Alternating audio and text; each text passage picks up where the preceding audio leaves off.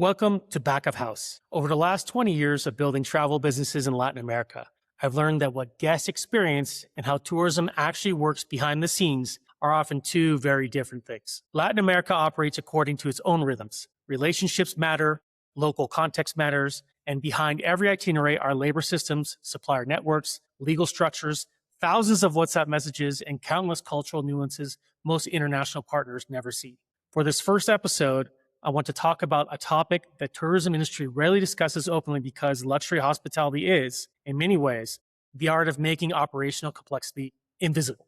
I want to talk about the reality of informal labor in Latin American tourism. When my wife and I bought a coffee farm in rural Colombia and started rebuilding it into a boutique hotel, one of the first realities we ran into was staffing.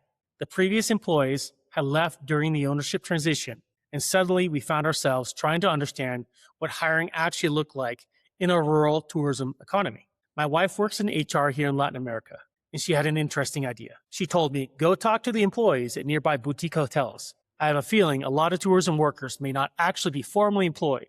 If that's true, offering formal employment may become one of the strongest recruiting tools we have. So that's what I did. I started driving around and talking directly with people working at boutique tourism properties around the region.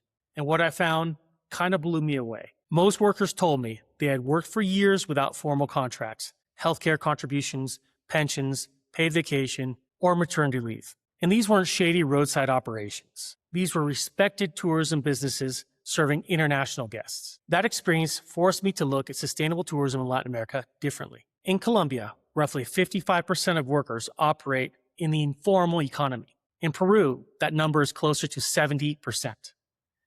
And in rural tourism economies, those numbers can be even higher. It's easy to view this as exploitation, but the reality is often more structural than people think. According to Colombian labor data, informality rates among micro enterprises can approach 80% or higher.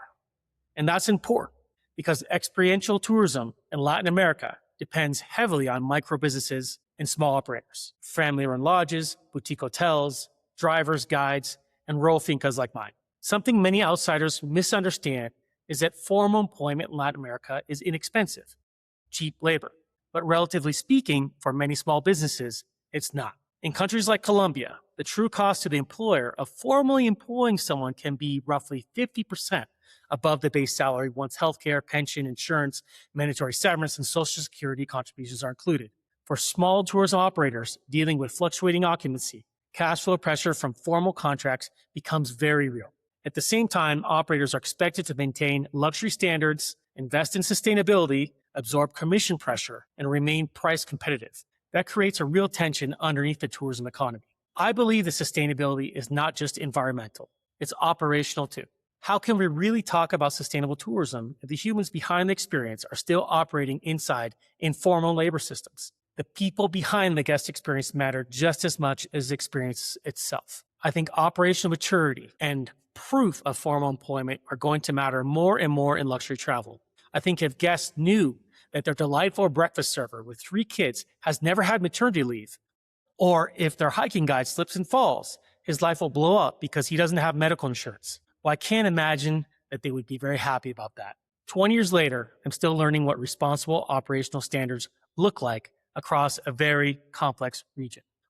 At WhereNext, we're starting to ask harder questions internally and with suppliers. Are employees formally contracted?